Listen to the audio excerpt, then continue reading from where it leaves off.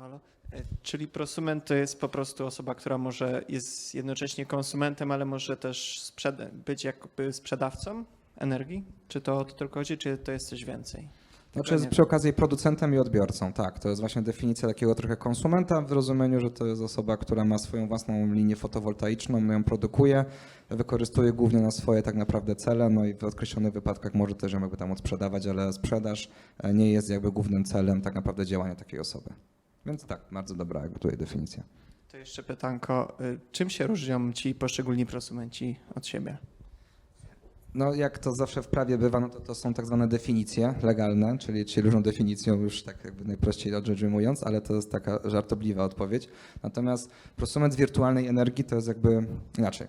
Prosument to jest jakby osoba, która mam swój dom w Krakowie, przy swoim domu zainstalowaną fotowoltaikę, w domu produkuję, w domu używam. Prosument wirtualny może być tak, że produkuję ją gdzieś indziej, w sensie mam zainstalowaną tak naprawdę instalację w Zakopanem, a produkuję ją u siebie i pobieram ją tak naprawdę w domu. Muszę oczywiście tam jeszcze płacić za jakby cały przesył.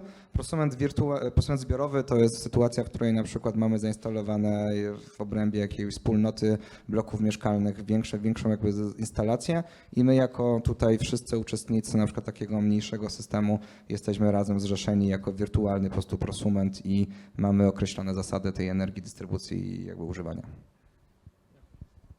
I to jest ważne, to jest wszystko właśnie na gruncie ustawy o OZE, tak? Bo to jest też tutaj, że mamy tą ustawę o odnawialnych źródłach energii, a te nowe właśnie OSE, które wejdą, czyli te społeczności energetyczne, one są uwzględnione w całym prawie energetycznym, no i tam będą pozwalały nam w perspektywie czasu prawdopodobnie też wyjść na inne jakby źródła tych jakby energii.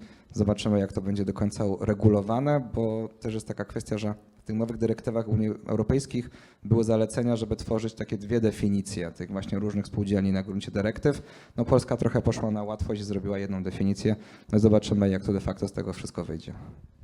Ja mam pytanie właśnie odnośnie też prosumentów, mianowicie, bo te wszystkie nabory na programy Mój Prąd, Czyste Powietrze i tak dalej, ten pierwszy nabór, nie pamiętam czy to był Mój Prąd czy Czyste Powietrze, był na bardzo dobrych zasadach dla właśnie konsumenta.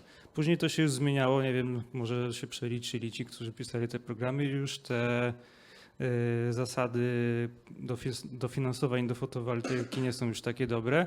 Ja mam pytanie, czy właśnie, jeżeli Pan przedstawił te zmiany w prawie, czy będzie coś takiego, że na przykład osoba, która ma tą instalację fotowoltaiczną bardzo dużą, będzie tak naprawdę zasilała sąsiada swoją instalacją i to będzie w sumie opłacalne dla dwóch stron, czy to będzie tak jak na przykład w tych najnowszych zasadach, że czasami są tak, że są ceny energii ujemne, gdy po prostu instalację ktoś oddaje do sieci, która jest przepełniona, to jeszcze dopłaca za to, to oddaje. Czy na przykład alternatywną będzie to, że będzie mógł oddawać do sąsiada i będzie go to zadowalać, bo będzie prospołeczny i nawet nie będzie chciał za to obniżenia podatków, czegoś takiego.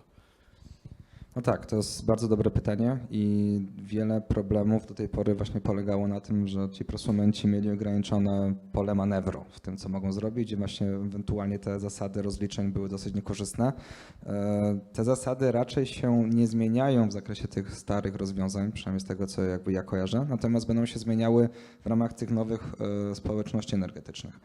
I jakby tam właśnie ma być taka większe zluzowanie możliwości dzielenia się tą energią wśród swoich członków, która no ma wiele tych rzeczy, które do tej pory były takie dysfunkcyjne, wyeliminować.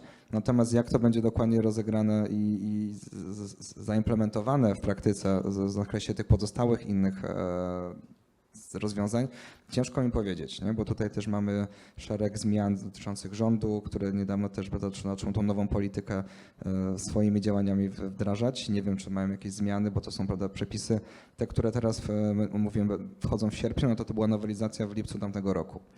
Więc jakby ciężko powiedzieć, czy oni nie szykują czegoś, żeby coś zmienić. Na pewno jest kwestia też taka, że w Polsce mamy 1 400 000 tych prosumentów, więc jakby to jest już bardzo duży wskaźnik, który gdzieś w różnych tam projektach krajowych, energetycznych my w ogóle szacowaliśmy, że ta liczba no, będzie w ogóle wolniej rosła. Udało się już bardzo tą dużą jakby skalę i jakby efekt wytworzyć, więc przypuszczam, że rozwiązania będą szły w kierunku takim, żeby ludziom dawać większą szansę do tego, żeby ten prąd właśnie opłacało się im wytwarzać. No i tak to też jest wszystko zgodnie z takimi, wiecie, no, ogólnymi politykami Unii Europejskiej.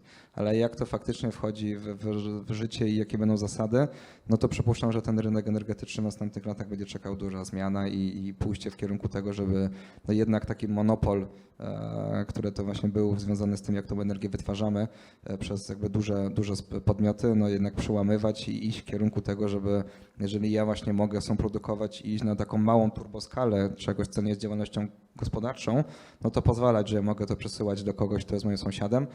No na pewno tu sporo będzie też jeszcze takich elementów technicznych, nie? Czyli jakby czytników, jakiś internet rzeczy, czy kwestie, które pozwalają to monitorować i bezpośrednio nadzorować ten przesył energii. No tutaj też będzie cała infrastruktura do tego potrzebna, bo raz to są rozwiązania prawne, a dwa to jak to w ogóle funkcjonuje pod kątem właśnie technologii i takiego nowoczesnych innych maszyn, które zastępują aktualne do tej pory stosowane na przykład takie zwykłe liczniki, nie? Które nie mają dużej też funkcji pod kątem, że możemy rozdzielać na przykład energię, gdy wiemy, z którego tam źródła przyjdzie.